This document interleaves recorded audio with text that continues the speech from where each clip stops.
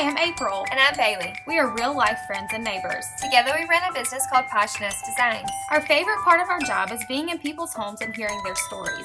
As we became inspired by these stories, we wanted to share them with others. That's where the Nestled podcast was born. So join us each week as we are encouraged to pursue our own design decisions based on what we love instead of what fills our Instagram feed. Every home has a story, and we can't wait to hear yours. Hey, everybody. Hi, everybody. Welcome back. Happy Thursday. We are putting this out on Thursday instead of Wednesday. Thank you for being patient, but we're so excited about the interview that we have today to share with you guys. So no time like the present. No time like today to be podcast day. Yep. So I have something I'm very thankful for this week, and that is that my furniture finally came in after a month. Yay! It was worth the wait. 2 days in, it's still white. You're doing so good. There's no stains. There's no stains so far.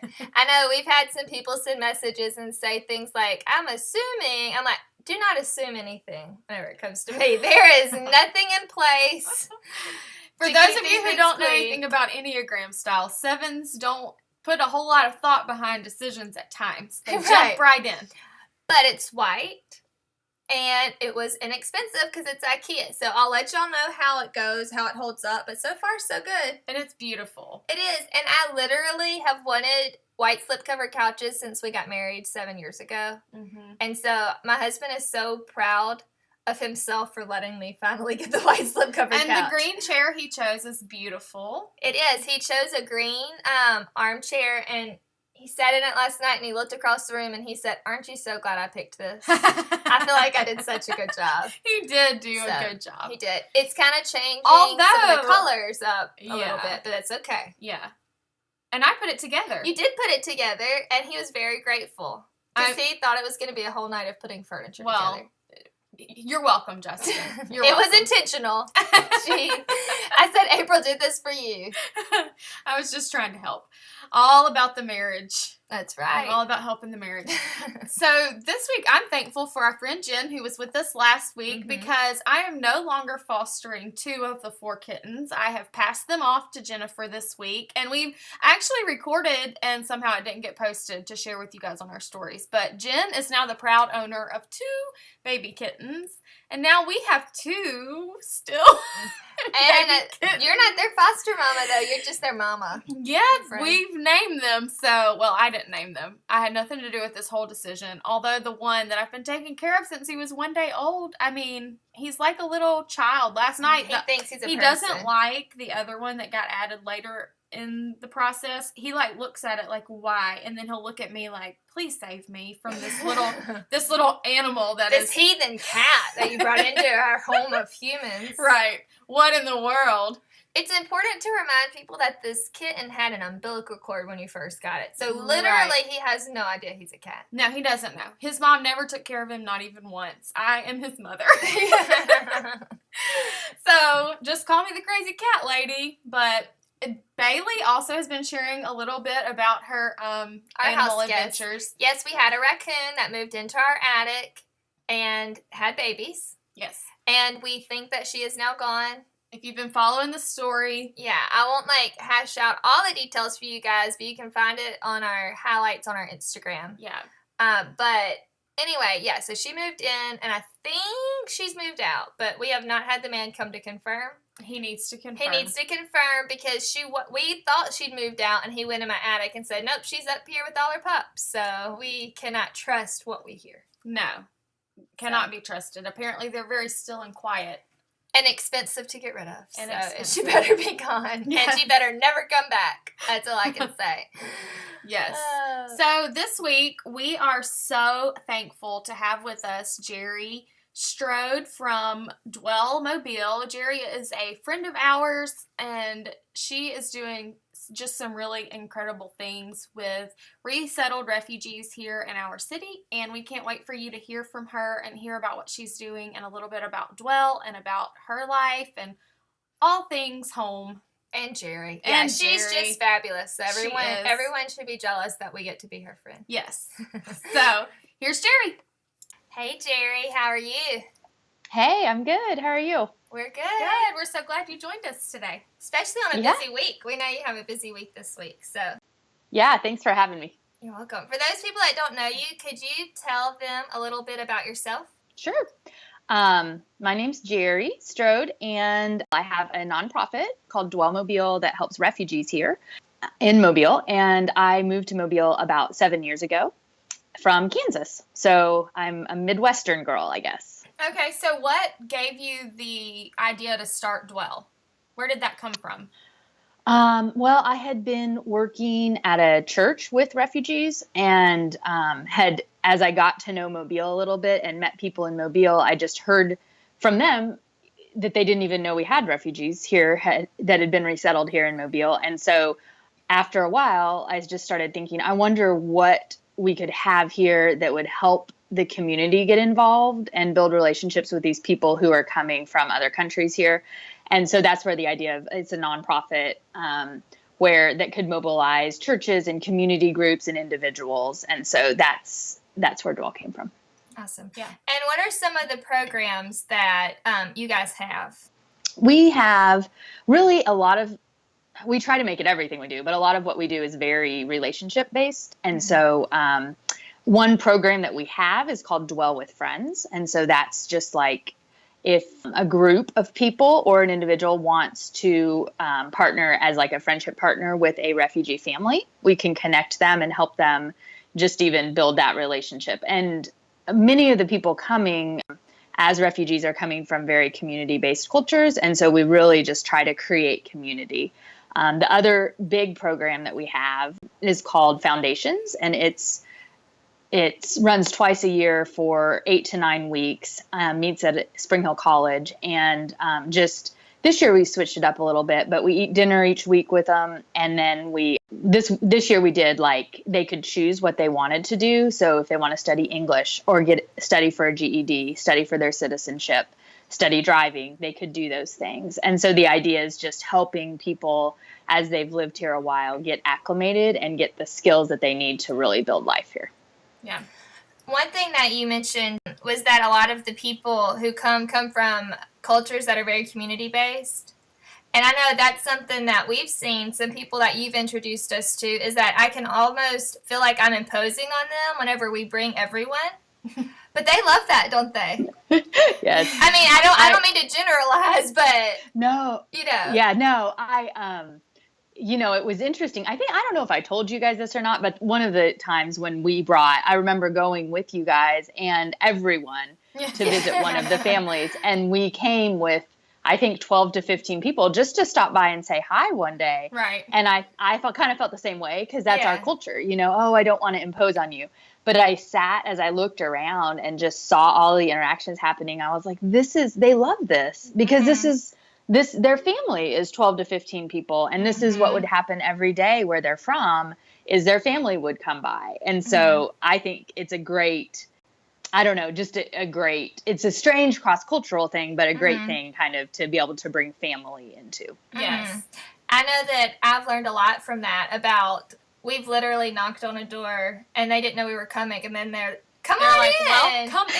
And then they're going to serve you on a platter with whatever they have, and it's just graham crackers and orange soda or, whatever it happens to be. They're going to serve something, right. And then you do the whole, I don't want to take all your snacks, Anyway. Yeah. Before we met you and learned about Dwell, I have lived in Mobile my entire life and was completely unaware of the culture and the population of resettled refugees we have in our city. I had no idea. And that they're right around the corner. I mean, a huge population that lives in one apartment complex right around the corner, and we had no idea. So I think that it's really cool that people are becoming more aware. Yeah, I agree. I think Dwell's existed for about 3 years now, so it's really not that long. And it's been so encouraging for me to see, the growth of the amount of people, because now I meet people and they're like, oh yeah, we've heard of you. And which if they've heard of us, it means they know there's refugees here. And it's encouraging because I think what I saw, and honestly sort of surprised me. I mean, when I started working with refugees, I didn't really know what a refugee was. And like you probably wouldn't have known either. And the person you meet on the street doesn't know. But now they've become such a big, like, political issue that everybody either knows or think they know about it. And so it's encouraging to see, like, when I started meeting people and they said, we had no idea that we had refugees here, we want to help. At first I thought, this was years ago, and at first I thought, surely you don't, like, surely not. And it's been really encouraging because I think that people really do want to help. They just maybe don't know how. And so, having an organization to help them know how is great. Yeah. Where did you first get the push to help with refugees? I noticed that when I went to college and I grew up in a home where my parents are Christian. We go to church, when I started college, I decided this was a time I'm going to have to decide what I want to do with my faith. Like, do I want my own faith or don't I want my own faith? And what's that going to look like? And as I started that kind of journey, one of the prayers that I always had was, I'd see people passionate about these different things. And one of the prayers I always had was, God, would you give me a passion for what's on your heart? Because I see these people who are so passionate about kids camps or leading worship or this or that. And I didn't really resonate. I mean, not that it was bad things, but I just didn't really resonate with it, And so that was my prayer. And as I kind of paid attention to what that was, several things came out, like the poor was something that was on my heart, and other cultures. And I remember I traveled a lot, and I never felt like super drawn to this one culture and not this other one. It just was sort of like, I like the diversity and the difference. And then I noticed the difference between, something about the poor. And so I got a degree and expected to go overseas in like an agricultural development type of way and work in these poor countries and whatever. But then that also was sort of, I think, God switching my heart of just, my prayer was, okay, God, I can go, but take away some of the pride in me, because I had a lot of pride about, I'm going to go and live in the hardest place in the world, and I'm going to do the best thing I can ever do in the world, And so when that started happening, almost immediately I started noticing, like I was at a conference and started noticing some stuff, people talking about refugees, and it wasn't a conference about refugees. It was just some people there were talking about it. And so different places refugees kept coming up. And so I started thinking about that. And so that's when first refugees started coming up on my heart. And as I got into it more, I saw, they're from other cultures, and it's more of the poor rather than the well-off, And so just kind of like putting some of that stuff together, and that's how it first started. Yeah. One thing that I love about your story, and we've had some people ask us about having someone single come on the podcast. So Jeri is single, everybody. You're doing such amazing things with her life. Well, she's not just sitting around. That's what I was going to say. It's one thing that I love so much is that I think people can unintentionally get this attitude of, I'm going to be a missionary, or I'm going to do this, I'm going to do that, when I find my pastor husband or missionary husband to walk alongside me with this. And oh my goodness, the people that have been blessed through the ministry that you created, that if you had sat and waited on that partner before you started, would have never had this help come along. Does that make sense? Right.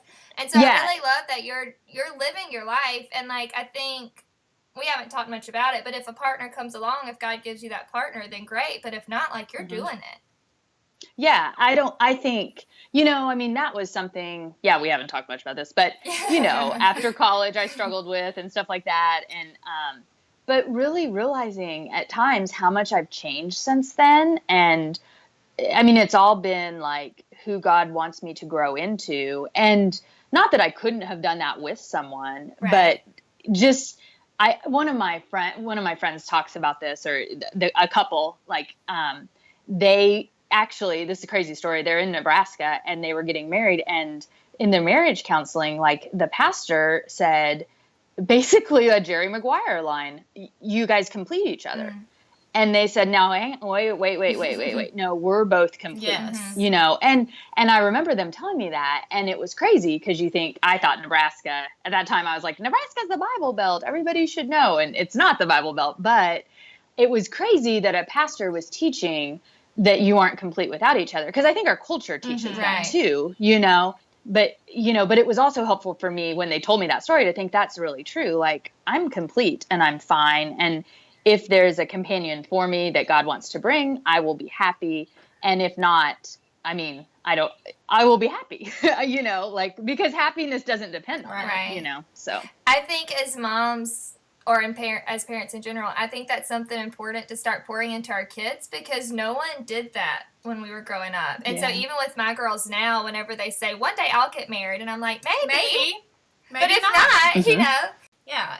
Just kind of give them permission that it doesn't have to be, I have to finish school and then have my husband lined up. And, like, that their story doesn't have to look exactly like mine. Not that I don't love my story. Yeah. But if God has something different from them, I want them to have permission to live that out. And I also want them to see women in their lives that are strong, that are passionate, that whether they're married or not married, or how, if they're 20 or if they're 60, but they are secure in who they are in Christ, and they're, like, following after his call in their life, and they aren't looking around from side to side saying, is it okay if I do what I am called to do, but just, like, seeing a need and meeting that need, and being strong and being independent. And that doesn't mean that in a marriage that I don't submit with my husband, but at the same time, like, if something happens to my husband, like, I'm okay. Right. I'm not gonna just fall apart because you'll be devastated, but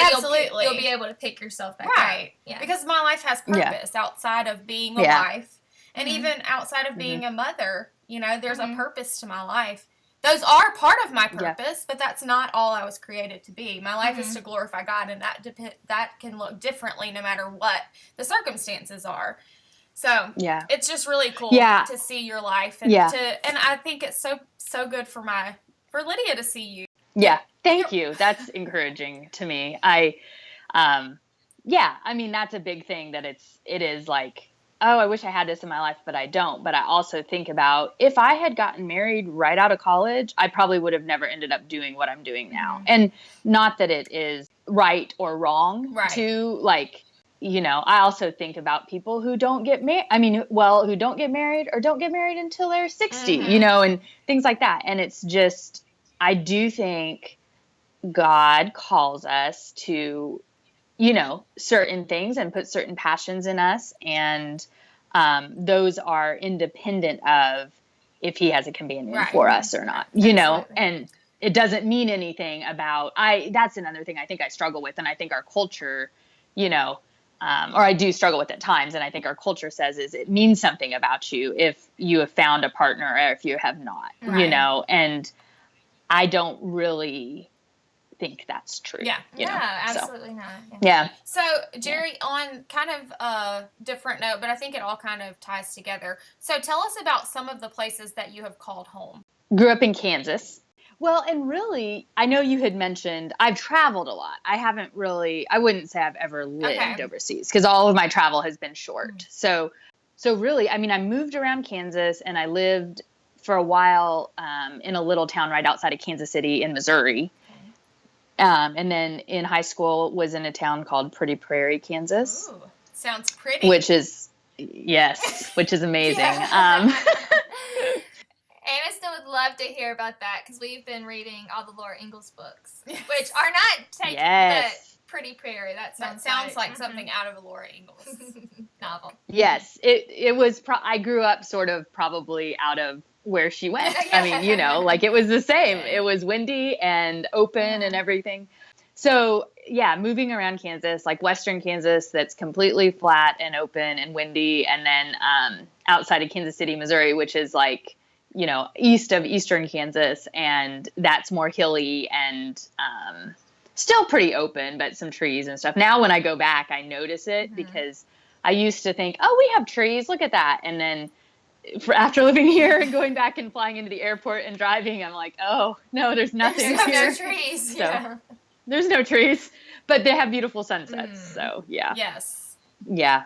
So really it was, those places around Kansas. Weston, Missouri is that little town in Missouri, and then Mobile. Okay. And how did you end up in Mobile from there?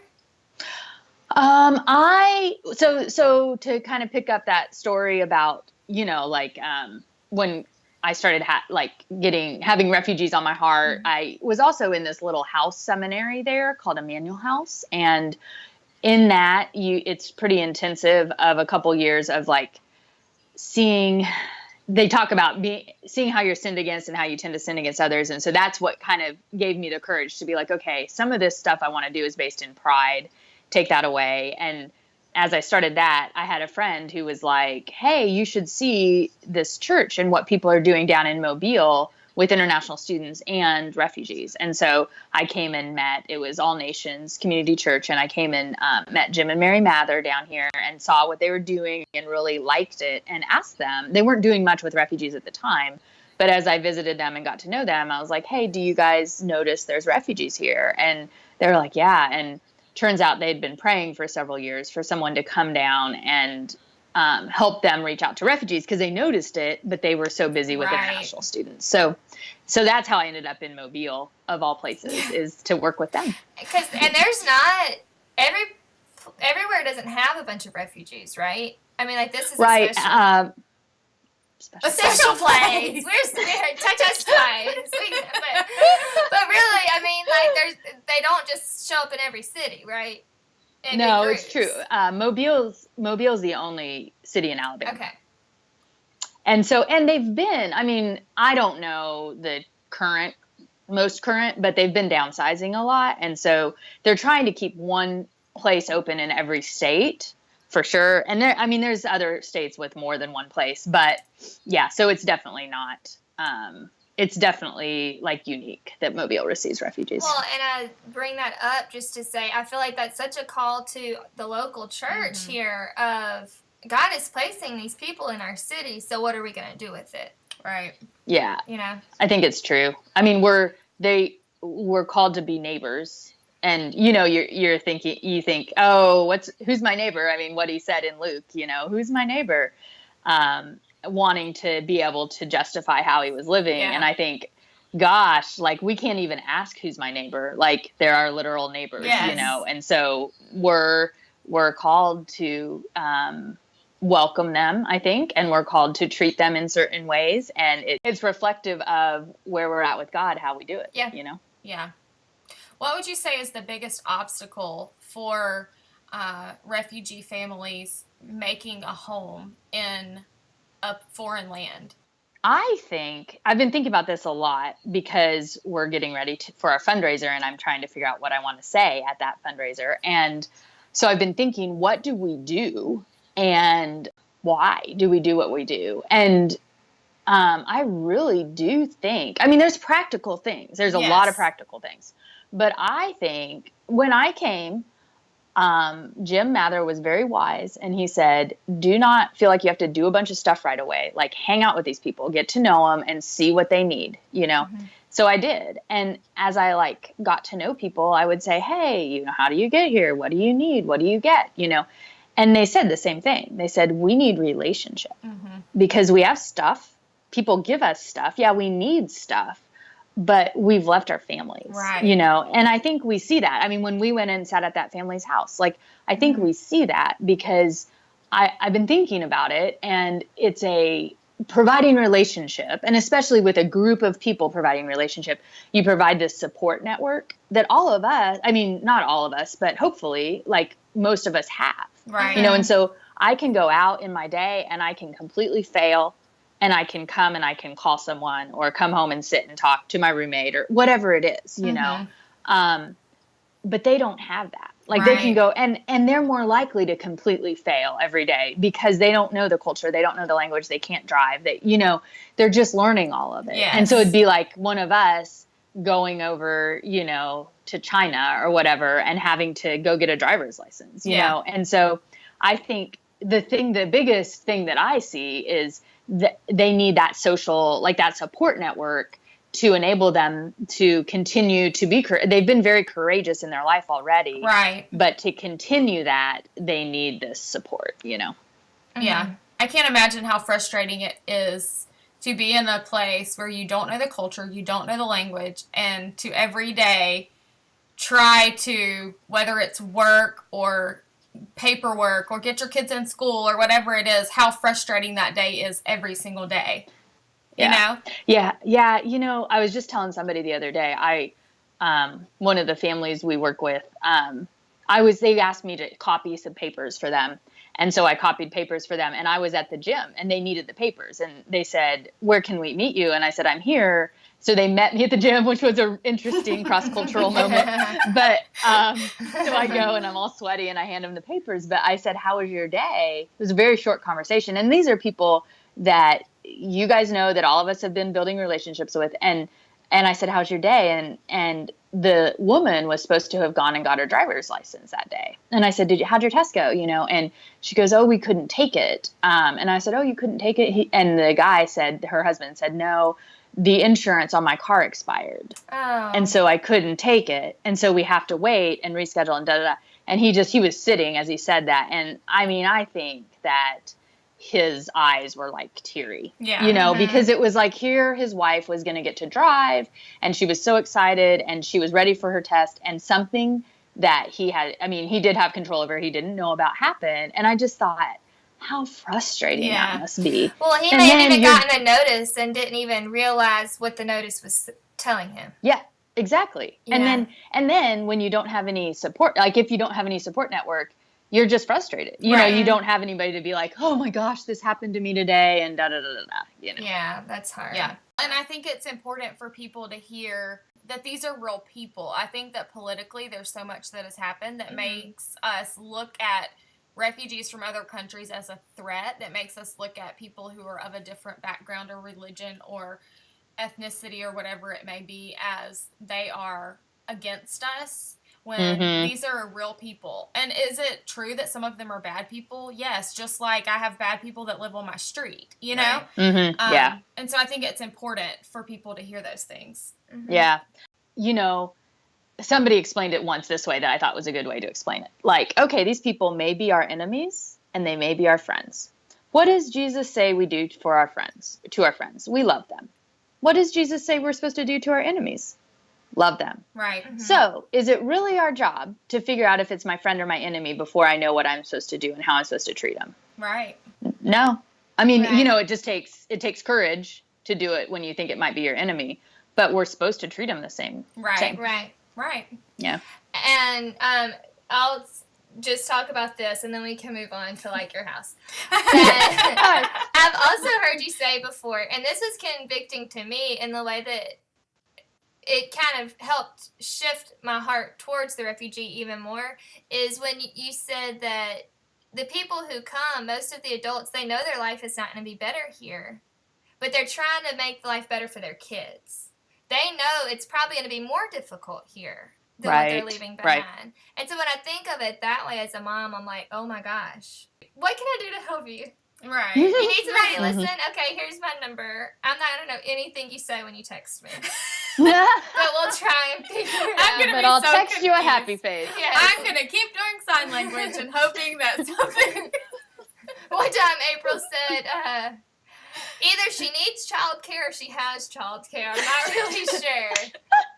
She has a child, I know that. But there's something about childcare. There's something about childcare. And... I struggle. Yes. April, well, it's understandable. April you try. Cracks me up because she takes on other people's accents. And she's trying to... I feel like it will help people understand what I'm saying. If you speak in broken English? I'd sit there and all of a sudden I'm like, she's speaking in broken English with an accent and using sign language. But you're doing it. My kids get so embarrassed. But I'm like, that's so guys, funny. If it were me and someone would just break it down and say single words and give it a little accent like mine, then maybe. An accent like mine in my second language. Right. I would get it really easily. Right. You could be right. I don't know. Maybe there's something to that, April. Got to be able to laugh at ourselves. You know? It's true. So, Jeri, tell us a little bit about how you would describe your style. Because we love your style. You know that we love your style. Yeah. But everyone else, describe your style. Well, I think April actually told me what my style was. I think we talked about it one time. Yes, we did. And you said, I'm not going to remember. You said it was Moroccan. Very traveled. Yeah, I mean, that's probably true. I do notice that of like, I think since I've traveled, I pick up different things from cultures that I like that I wouldn't have ever seen otherwise. Yeah. My style, I like bold colors and like big splashes of color. And I know grays have been so much in, and I was thinking I can never really get on the gray train, just like I really like color. One of my friends once told me, so I've kind of done this, but she's a great with design, but she said, I just kind of have a theory. You guys might hate this theory. I kind of have a theory that if you find what you like and you find a piece you like and another piece you like, don't worry if they all go together because they will. Mm-hmm. Yes. Mm-hmm. And we tell everyone that, believe it or not. Really? Mm-hmm. Well, that's what she had said. And so I stopped worrying as much about if this goes with this and with this and with this. And I started buying like pieces that I liked. And then, I've put them together. And I've ended up liking what I have now. I'm also somebody who takes a while to be in a space before I know, what I want. I don't just come in and do something right away because I'll probably end up not liking it in 6 months, Right. Mm-hmm. Yeah. Yeah, we had that exact conversation with somebody yesterday. She said, I bought this, and I know it doesn't go with what's in here, and I'm like, that's exactly what you need to do. Just start getting the stuff that looks like what you want it to look like. Because I think ever since she's been married, she's been collecting things that go with what she had that she didn't like. Mm-hmm. Like, stop buying things you don't like because it goes with the other stuff you don't like. Just stop using what you don't like. Yeah. Start buying things you do like, and then eventually you'll have what you want. You'll get there, and you'll look around, and you'll be like, I'm so happy with this. Because we can't all just go out and buy a full room. No. Immediately. Some of us, it takes years to gather. Yeah. And that's okay. Yeah, and that's definitely, I'm here. That's definitely like the situation I'm in of like, I can't go buy a full room, but I also kind of like things when, I don't know if this is really a style, but when it's like, does this go together or does it not go together? Mm-hmm. Yeah. Does that make sense? Of just like pushing it a little bit. Like, so it's not just all the same, so it's interesting, I guess. Yeah. We crack up because we'll put polls on Instagram of like, what do y'all think? Do y'all like this? And people say no, and I'm like, it's okay, I'm using it anyway. You're like, I actually don't care if you like it. I don't care if everyone says no, because I liked it. I mean, I do want to know what you think, but I don't care. Yeah, but it doesn't hurt my feelings that you think that's crazy. Yeah. So I'm with you there. Yes. Yeah, that's funny. I like for people to come in and go, I would have never done that. Right, I don't know how I feel about it. I'm like, that's fine. That's okay. That's fine. You don't have to know. I know. Yeah. Yep. Guess who rests their head here at night? Me. Okay. Yeah. Okay. So, Jeri, I know you've got things you have to get to, but tell us, considering your line of work and what you do for other people and creating a home, but also making a home in a city that was foreign to you, how would you describe... And without all your family And without your family here. How would you describe home? I think home is a place... One of the first things I think of is home is a place of welcome. And home is a place of safety. And I guess when I think about it, I think about like home being a place of rest. Mm-hmm. That's how to say it. Of rest and a place of being where you can be and you can be fully there, Okay, we're going to do a quick game of Love It or Leave It. And since you're a mobile transplant, we themed it around mobile things this time. Okay. And you will not hurt our feelings, even though we're mobile gals. Okay, great. If you say leave it. Feel free to be completely honest. Yes. All right. Mardi Gras. Love it. Love it. Good for you. I love it too, but I'm glad that you did. Yes. Okay, so in the spirit of Mardi Gras, moon pies. Leave them. And all of them? Do you like any of them? The flavors? I don't think I like any of them. I probably haven't tried all of them, but I haven't tried one that I like. Yeah. All right. Sorry. No, it's okay. I don't eat them either. I'm the only one in my family, including the gluten-free child who's not supposed to eat them. I only eat the banana ones. It's a weird thing. I don't know. My sister's I ate banana. Yeah, I didn't like it. Yeah, that's the only one I like. All right, the beach. Love it. Love it. You are an outside girl. I do. I love the outside. I like the mountains over the beach, Yeah, me but too. we don't have mountains here. No, we do not. Okay. Seafood? Seafood. Mm-hmm. What do you mean? Like shrimp. Leave it. Crab. Fish, love it. Fish. Crab, love it. Okay, so you do like some shellfish, just not shrimp. Yes. Not crawfish. I will find out this weekend. Have you not had it before? I've had it very little. You know, I have not even been to a crawfish boil. Oh, ever. my goodness. We're going to talk about that in just a second. Okay. Last one, coastal decor. Leave it. I've been in your house. That doesn't surprise me. It doesn't surprise me either. But it is a thing here. So. Yeah. And I think people can do it well. I just won't do it. Yeah. Not for you. Yeah. Okay, so for the person who has not really ever been to a crawfish boil or had much crawfish, you have a big event this weekend. Tell our listeners about your event. Okay. Well, it's true. I kind of got into this, but I'm super excited about it. It's going to be a lot of fun. We have a fundraiser this weekend for Dwell, and we're partnering with Haint Blue Brewing. And we have a crawfish boil and cornhole tournament at Fort Condy on Saturday from 5 to 8. And it's $30 for a ticket to get in, $10 to register for the cornhole tournament. But the prizes for the cornhole tournament include duck boat tickets, Redbeard's gift cards, and custom-made cornhole boards. Awesome. So you should come out and join us on Saturday. It's supposed to be great weather. We're going to cook 600 pounds of crawfish. And the guy's cooking that cooks at the St. Mary's boil every year. So it's going to be good. Yay, that's very exciting. Yay. And Fat Man Squeeze is playing. Oh, cool.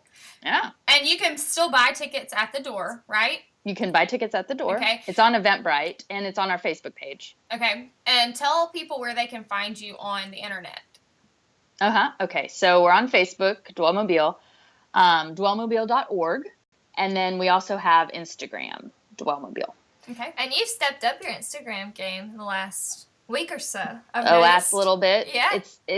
I have people working for me. You know? Okay. Well, you have people.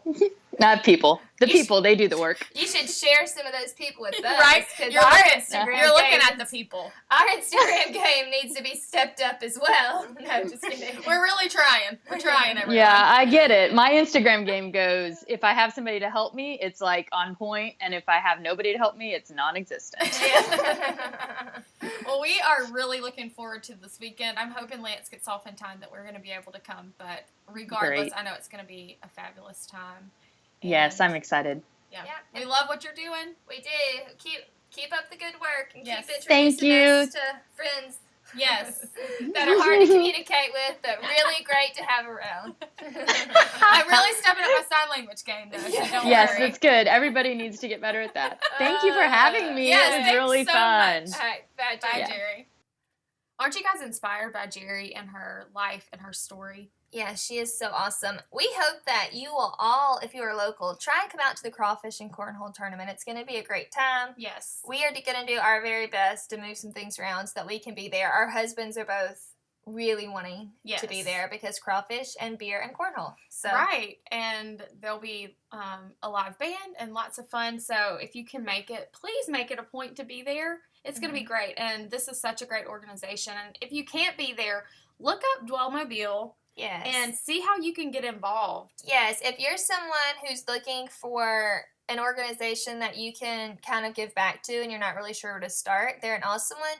And they're also a great organization that you can work with as a family. Right. Because our kids, every Dwell event we go to or are part of, and every time we visit someone's home and are just being friendly with them, like our kids are there and they're learning how to be around people who are different than them. Right, because these families don't have babysitters. Their kids are always with them, too. And so it really is an opportunity for something that you can as a family do together, and for your kids to be around people that are different than them, which I feel is so important for my kids to see that the world is not just everyone that looks and acts and is the same and background and socioeconomic status and all of those things as we are. And so these families have really changed our lives in a lot of different ways, and I'm so thankful. Yeah. So I think our challenge to you guys this week is just to notice someone around you that maybe is a little bit different than you and engage them anyway. Yeah. And then also, Jeri, even hearing her say it out loud, I think convicted both of us whenever she talked about how whether you're loving your neighbor, loving your enemy, you're supposed to love them. The call is the same. And I think that when we put ourselves in the positions to do that and we kind of lay fear aside, sometimes it can be really confusing to those around us, but that's when we get to share the gospel. Right. I think that's why we do the things we do. When the light is the most bright is when it's shined into a place that maybe there's not been light shown before. And so I think that in loving people that may not have anything to offer you or even possibly could want harm for you, but you don't know it, I think that there is a clear picture of the life that Christ laid before us that we get to take part in, and we get to be an example of that. But to go off of that, everyone who we've met is so lovely. Right. We have not met anyone who meant harm. We're not asking you guys to let's all bring our kids to the home of someone who's evil. No, we're not saying that, but it's just there's just a lot of fear. There's a lot of fear that comes along with serving people who are different than you and loving people that are different than you. Yep. So I think we can lay aside fear. Yeah, and open ourselves up to so much joy and love. Yes. And at the end of the day, we're going to grow and be better off because of it. And we think that we're going to bless other people, and we come away feeling like our lives have a bigger purpose. Yes. So thank you, Jeri, for everything that you've opened up us and our families to, and we cannot wait to continue to develop those friendships and relationships and see where they go, where we'll be in a few years. So we're so glad that you guys tuned in today, and we hope that you were as encouraged by Jeri as we always are. And if you have not yet, follow us on Instagram. We are our Nestled Podcast, and follow along. We've got a lot of exciting stuff going on in our stories, and check out the post and interact with us there. We're trying to be there, guys. We're trying. You gotta meet us there, but we're trying to be there, so come on over. And if you haven't yet, subscribe to the podcast and leave us a review if you like what you hear. And we're so thankful for your feedback. It really is so encouraging to us. So thank you. Yes, thank you for every review, every message, every comment. It really means a lot to us and just kind of encourages us to keep going. So until next week, y'all have a good week. Have a good one. Bye.